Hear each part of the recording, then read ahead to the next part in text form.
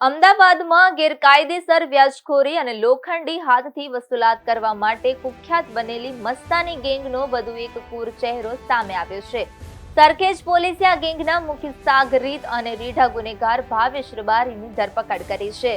આરોપીએ જેલમાંથી જામીન પર મુક્ત થયાના ગણતરીના દિવસોમાં જ એક જમીન દલાલ પર બદલો લેવાના ઈરાદે જીવલેણ હુમલો કર્યો હતો। 25 ડિસેમ્બરની સાંજે જમીન દલાલ મનોજ રાઠોડ કર્ણાવતી ક્લબ પાસે આવેલી ધર્મ નામની ઓફિસમાં બેઠા હતા। તે સમયે ભાવેશ રબારી, દેવરામ અને અન્ય 4 અજાણ્યા શખ્સો તલવાર, છરી અને લોખંડના પાઇપ જેવા જીવલેણ હથિયારો સાથે ઓફિસમાં ધસી આવ્યા હતા।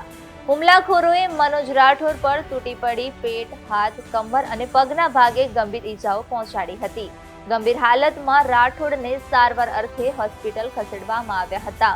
પોલીસ રેકોર્ડ મુજબ ભાવેશ રબારી એક રીઢો ગુનેગાર છે, જેની સામે અત્યાર સુધીમાં વ્યાજખોરી, હુમલો અને હત્યાના પ્રયાસ જેવા 13 થી વધુ ગુનાઓ નોંધાયેલા છે।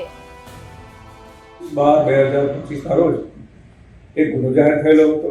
એમાં હકીકત એવી હતી કે જે મનીષ હિંમતલાલ રાઠોડ કરીને છે, એ કર્ણાવતી ક્લબની બાજુમાં આવેલ કેટલા આપા છે તે બેઠેલા હતા।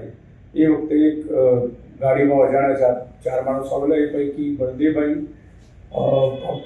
દેસાઈ છે, જે ભાવેશ બળદેવભાઈ દેસાઈ, એ અને બીજા સાથે બીજા અજાણ્યા માણસો હતા। એ આવીને ફરિયાદી ઉપર જીવલેણ હુમલો કરેલો। તે બાબતે સરખેજ પોલીસ સ્ટેશનની અંદર ગુનો દાખલ કરવામાં આવેલો હતો અને આરોપી પકડવા પર બાકી હતા। આ જે આરોપીઓ છે એ પૈકી ભાવેશ બળદેવ દેસાઈ છે, એ હારીજ કોર્ટમાં પકડ વોરંટના કામે હાજર થતા ત્યાંથી સરખેજ પોલીસે એનું 3/1/2026 રોજ કબજો મેળવેલો છે ટ્રાન્સફર વોરંટથી। ત્યાર પછી એના રિમાન્ડની માગણી કરતા નામદાર કોર્ટે 8/1/2026 સુધી રિમાન્ડ પર સોંપેલો છે।